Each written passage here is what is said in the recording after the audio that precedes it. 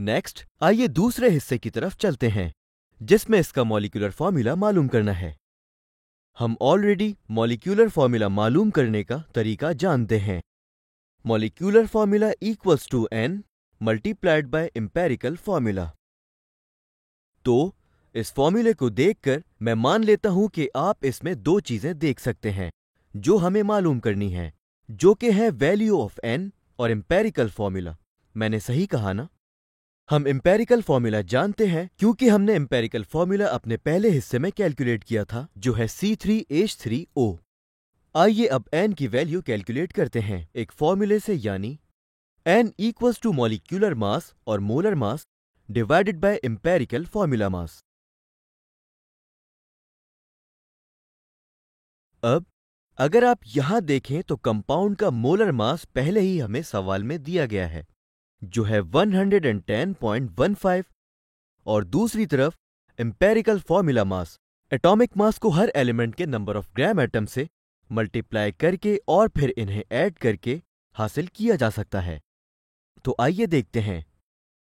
Carbon के लिए हम फॉर्मूला इस्तेमाल करते हैं empirical formula mass equals to the atomic mass multiplied by the number of gram atoms. यहां वैल्यूज रखने पर हमें मिलेगा 12 मल्टीप्लाइड बाय 3, जिससे हमें मिलेगा 36। हाइड्रोजन के लिए हम फॉर्मूला इस्तेमाल करेंगे empirical formula mass equals to atomic mass into number of gram atoms. यहां वैल्यूज रखने पर हमें मिलेगा 1.008 मल्टीप्लाइड बाय 3, जिससे हमें मिलेगा 3.024। ऑक्सीजन के लिए हम ये फॉर्मूला फिर इस्तेमाल करेंगे empirical formula mass equals to atomic mass into number of gram atoms. यहां वैल्यूज रखने पर हमें मिलेगा 16 मल्टीप्लाइड बाय 1, जिससे हमें 16 मिलेगा। अब हम इन तीनों वैल्यूज को ऐड करेंगे और एम्पेरिकल फॉर्मूला मास हासिल करेंगे। 36 3.024 प्लस 16 प्लस, तो हमें मिलेगा 55.0। अब हम फाइनल वैल्यू ऑफ n मालूम कर सकते हैं इसके फॉर्मूले में मोलर मास और एम्पेरिकल फॉर्मूला मास की वैल्यूज पुट करके, राइट? तो n equals to 110.15 divided by 55.05, जिससे हमें मिलेगा 2.0 या सिंपली 2।